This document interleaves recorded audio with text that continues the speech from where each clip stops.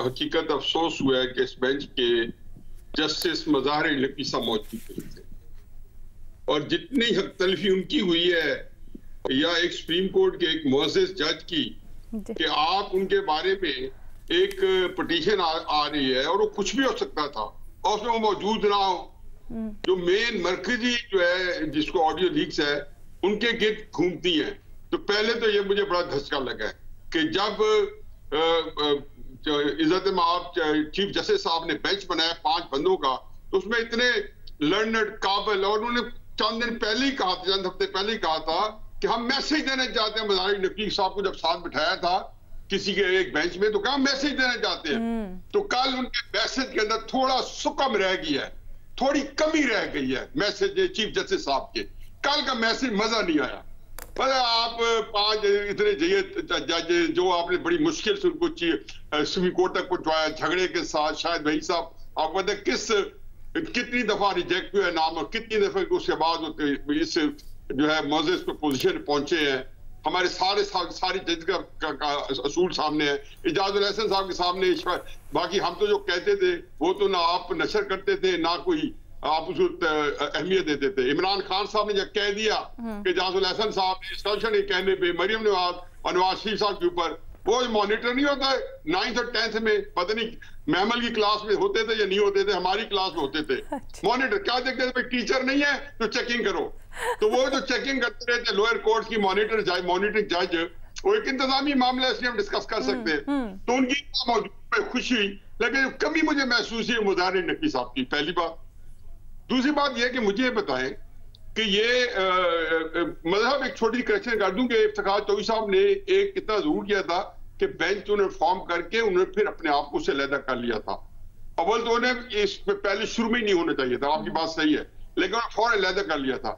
अब इनके बारे में यही ख्याल था कि ये शायद वही करेंगे कि आधा जो है दखल दे के फिर आधे में दखल शायद ना दे, और इसी मर्जी बेंच तो इसे वही फैसला करना था जो आज उन्होंने किया। लेकिन 12 बंदे को थोड़ा सा शायद एक इनसिक्योरिटी होती है, तसल्ली नहीं होती।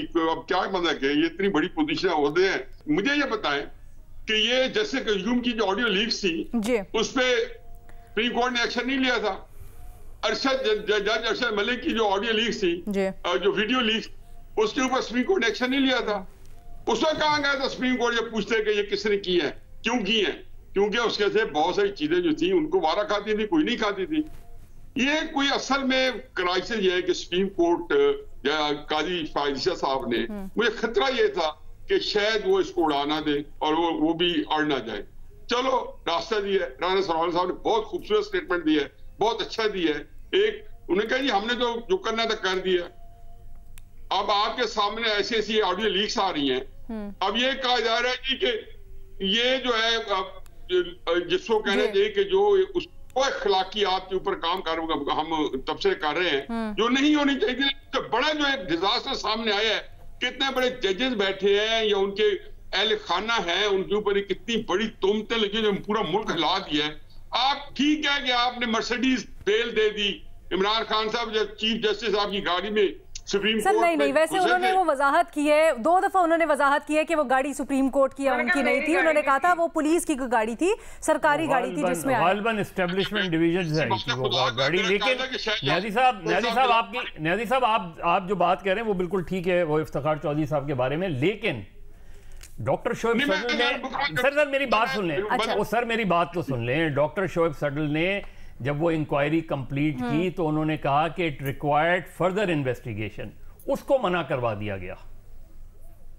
ठीक है, नया से प्लीज वाइंड अप कीजिएगा।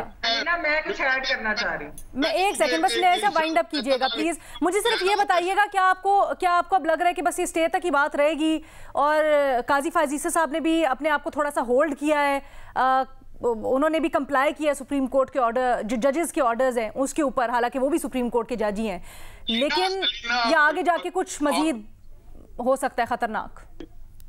आपका क्वेश्चन बड़ा इंपॉर्टेंट है, लेकिन हकीकत यह है कि मुझे उससे ज्यादा जो है मेरा ख्याल है, पता नहीं मेरे साथियों से एग्री करते या नहीं करते, जो उनकी साख को नुकसान पहुंचाया जाए, मदर साहब ने या मेमन ने लिया है, उनकी जो सुप्रीम कोर्ट की साख डैमेज हुई है, ये कह के इर्रिपेरेबल है, मलिक साहब ने ज्यादा तफसील में बयान किया है जी।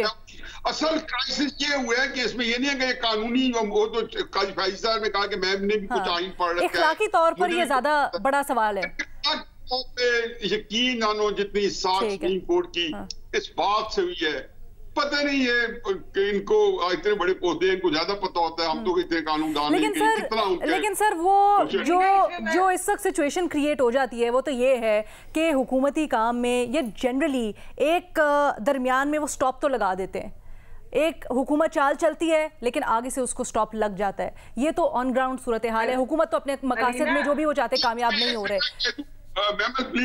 इस वक्त तो सक्सेसफुल हो रहे हैं ना वो। कि आप अगर किसी को एक्सपोज भी कर देते हैं, जैसे अभी आपने झगड़े की बात की, जिस तरीके से सुप्रीम कोर्ट के चीफ जस्टिस साहब ने कहा था कि मुझे 5 जज इसलिए शायद नहीं दिए गए कि मैंने जो है पंजाब के जो पंजाब हुकूमत का फैसला करते हुए मरकजी हुकूमत को नाराज कर दिया।